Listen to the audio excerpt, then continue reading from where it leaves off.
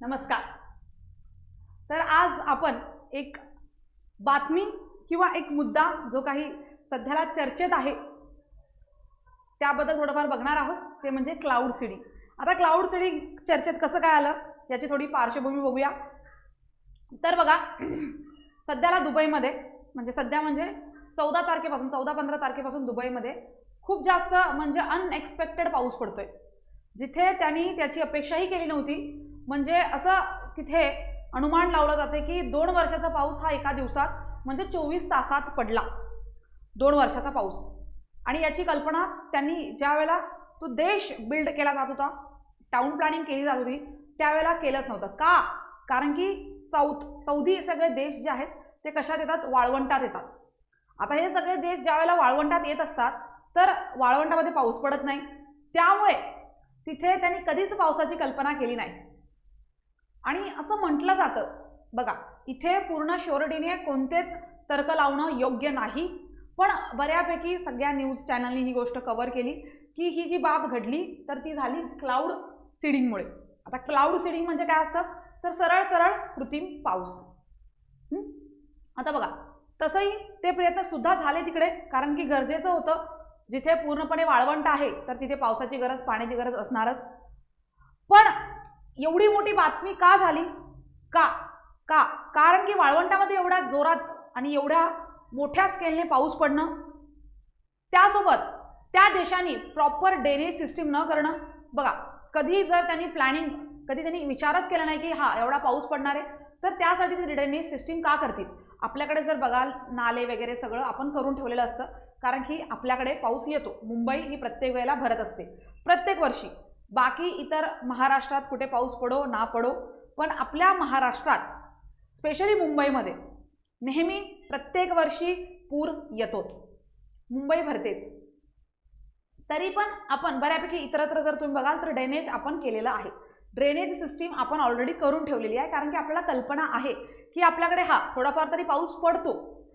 पण त्या देशामध्ये त्यांना कल्पनाच नव्हती. ज्या वेळेला ते टाउन प्लॅनिंग करत होते, ज्या वेळेला शहर विकसित होत होतं, त्यावेळेला कोणत्याही प्रकारचं ड्रेनेज म्हणजे समजा पाणी वाहून जाईल असं काहीही केलं नाही. त्यामुळे तिथं अचानक एवढा पाऊस पडला एकाच दिवशी आणि सगळं काही जाम झालं.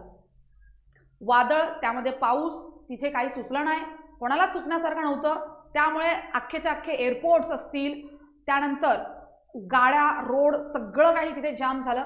एअरपोर्टचे जे व्ह्यूज आले तिथे जर तुम्ही बघितलं असेल तर सगळे प्लेन्स जे आहेत, सगळ्यात वर्ल्डची सगळ्यात महागडी एअरलाईन, सगळ्यात महागडी, जवळजवळ तिथे प्रवास करण्यासाठी 55-60 लाख रुपये सुद्धा लोक देतात.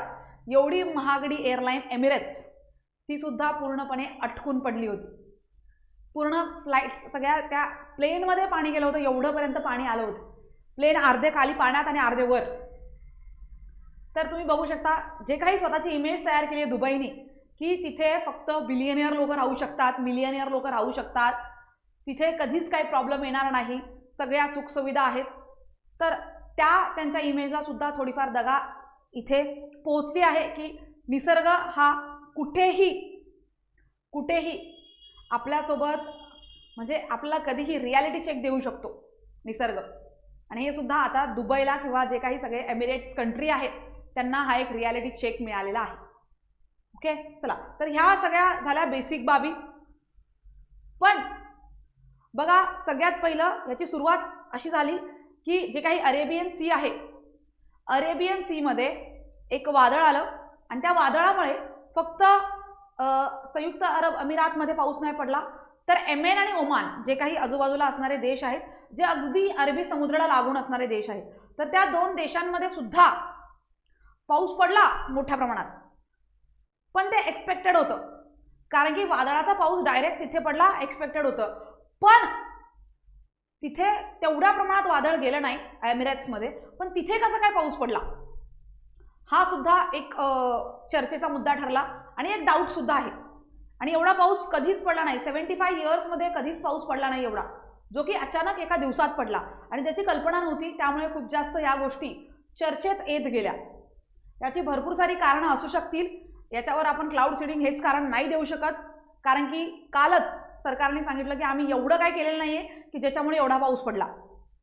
हे पूर्णपणे निसर्गाचं चक्र आहे, बाकी याच्यात आम्ही जास्त काय इंटरफेअर केलेलं नाहीये असं स्वतः सरकारने येऊन सांगितलं की क्लाउड सीडिंग केलंय, बट एवढ्या प्रमाणात नाही केलंय आणि ते सुद्धा बंद केलेलं आहे ऑलरेडी. ओके, तर हे खरं तर निसर्गाचा एक कोप आहे असं त्यांनी स्वतःहून म्हटलं. ओके, दुबईच्या सरकारने. चला, तर या काही पार्श्वभूमिक असणाऱ्या गोष्टी. चला, तर पुढे आपण आता बघूया क्लाउड सीडिंग म्हणजे काय नक्की. त्याची सुरुवात अगदी कमी वेळेत जेवढं तुम्हाला परीक्षेसाठी उपयुक्त असणार आहे याच्याबद्दल आपण भरपूर चर्चा करू शकतो. 1 तासभर फेक पावसाबद्दल किंवा मग कृत्रिम पावसाबद्दल आपण असं म्हणूया. तर बऱ्यापैकी वेगवेगळ्या चॅनल्सनी सुद्धा ही न्यूज कव्हर केलेली आहे. बट आपण फक्त त्याच बाबी बघणार ज्या आपल्या परीक्षेला येतील. परीक्षेच्या दृष्टीने क्लाउड सीडिंग किती महत्त्वाचं आहे. मला असं वाटतं की राज्यसेवेला अशा पद्धतीचा टॉपिक तुम्हाला येऊ शकतो. SLI येईल किंवा मग इतर तुम्हाला मल्टीलायनर वगैरे कशालाही येईल. त्यामुळे जे स्पेशली राज्यसेवा करतायत त्यांच्यासाठी हा जो मुद्दा आहे तो खूप जास्त महत्त्वाचा आहे. हा सगळा मुद्दा महत्त्वाचा आहे क्लाउड सीडिंगचा. लक्षात ठेवा, क्लाउड सीडिंग म्हणजे सरळ सरळ कृत्रिम पाऊस. ओके, आता म्हणजे नक्की काय असतो कृत्रिम पाऊस तो बघूया. हे सगळे दुबईचे चित्र आहे जे की तुम्ही बघू शकता. गाड्या पाण्यात आहेत. असं पूरजन्य परिस्थिती त्यांनी कधीच अनुभवली नव्हती. तो देश एक वाळवंटातला देश आहे आणि वाळवंटामध्ये पाऊस नाही पडत. दुबईमध्ये एकदम अचानक एवढा पाऊस कसा काय पडला, सगळ्यांसाठी हा एक मोठा चर्चेचा प्रश्न होता. त्यानंतर पुढे संयुक्त अरब अमिरातीमध्ये 15 एप्रिलपासून रात्रीपासून सुरुवात झाली पावसाची अशी माहिती आहे. इथे जर तुम्ही बघाल 142 मिलीमीटर पावसाची नोंद करण्यात आली. याचाच अर्थ एका वर्षाचा पाऊस अवघ्या 24 तासात. आता बघा इथे एका वर्षाचा पाऊस म्हटलंय, काही न्यूज चॅनलनी 2 वर्षाचा पाऊस म्हटलंय, काही न्यूज चॅनलनी 1.5 वर्षाचा पाऊस म्हटलंय. तर इथे प्रत्येकाने वेगवेगळ्या आपापल्या पद्धतीने न्यूज कव्हर केलेल्या आहेत. बट ही ऑथेंटिक जर तुम्ही बघाल तर ही द हिंदूची न्यूज आहे. द हिंदूने सांगितलंय की 1 वर्षाचा पाऊस पडला बाबा एका दिवसामध्ये, तर तुम्ही सुद्धा 1 वर्षाचाच माना. बाकी ऑप्शन्सवर असतात गोष्टी, बट प्रत्येक यांनी स्वतःच्या मनानुसार तिथे वर्ष लावलेलं आहे. ओके, म्हणजे किती ऑथेंटिकली न्यूज घेतात हे सुद्धा खूप जास्त महत्त्वाचं असतं. आपण कोणतं न्यूज चॅनल फॉलो करतोय ते किती ऑथेंटिक न्यूज वापरतायत हे सुद्धा खूप महत्त्वाचं असतं. चला, तर मग अचानक पाऊस पडला बऱ्यापैकी 142 mm चा पाऊस पडला जो की 15 तारखेपासून सुरू झाला. ओके, पुढे तुम्ही इथे बघू शकता. बघा 175, मी तर 75 म्हटलं, सॉरी फॉर दॅट. ओके, 175 वर्षामध्ये विक्रमी पावसाची नोंद आहे ही. 175 वर्ष म्हणजे 175 वर्षामध्ये जो पाऊस पडला त्याच्यापेक्षा जास्त, म्हणजे कधीच एवढ्या वर्षामध्ये एवढा पाऊस पडला नाही तेवढा पाऊस 24 तासामध्ये पडला. तर इथे तुम्ही असे घडले कारण दुबई प्रशासनाने सोमवारी आणि मंगळवारी क्लाउड सीडिंगसाठी विमाने उडवली होती. आता हे न्यूज चॅनलचे आहेत, इथं ऑथेंटिक नाही मानू शकत कारण की कालच सरकारने येऊन या गोष्टी नकारलेल्या आहेत क्लाउड सीडिंगच्या बाबतीत. ओके, स्वतः अमिरेतच्या गव्हर्नमेंटने या गोष्टी येऊन नकारलेल्या आहेत. सो याच्यासाठी आपण म्हणजे एकदम ठोसपणे या गोष्टी बोलू शकत नाही. ओके, चला, त्यांनी क्लाउड सीडिंग केलं होतं. क्लाउड सीडिंग कृत्रिम पाऊस 2 दिवसामध्ये एकूण 7 वेळा विमाने उडवली. याचाच हा परिणाम असं न्यूज चॅनलनी सांगितलेलं आहे. ओके, जे काय आलंय ते तुम्हाला मी ते सांगते. ओके, क्लाउड सीडिंग ज्याच्यामध्ये आहे पुढे, ज्याच्यामध्ये सिल्वर आयोडाइड आणि सॉलिड आईस म्हणजे सॉलिड कार्बन डायऑक्साईड हे दोघंही ढगावर फवारले जातात, ज्यामुळे ढगाचं जे काही वजन असतं ते कमी होतं आणि त्याच्यामध्ये असलेलं बाष्प, त्या बाष्पाचं रूपांतर छोट्या छोट्या क्रिस्टल पार्टिकल्समध्ये होतं. खूप सारे क्रिस्टल पार्टिकल्स एकत्र येतात आणि एका थेंबाची निर्मिती होते आणि त्या एका थेंबापासून पुढे खाली आपल्याला भरपूर सारा पाऊस बघायला मिळतो. आणि याचे जे काही प्रयत्न आहेत तर ते प्रत्येक देश करतं. सगळ्यात कमी खर्चात क्लाउड सीडिंग करणारा देश कोणता असेल तर तो कोणता आहे माहिती आहे का? ऑस्ट्रेलिया आहे.